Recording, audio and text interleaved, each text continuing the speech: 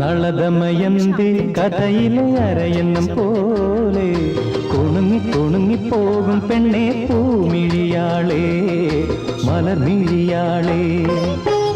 ഒരു മണിമണ്ഡപത്തിൽ ഒരു ശുഭമുഹൂർത്തത്തിൽ നവയുവ ദമ്പതികൾ ഞാനും നീയും. നളദമയന്തി കഥയിലെ അരയന്നം പോലെ കുണുങ്ങി കുണുങ്ങിപ്പോകും പെണ്ണെ പൂമിഴിയാളേ മലർമിഴിയാളേ.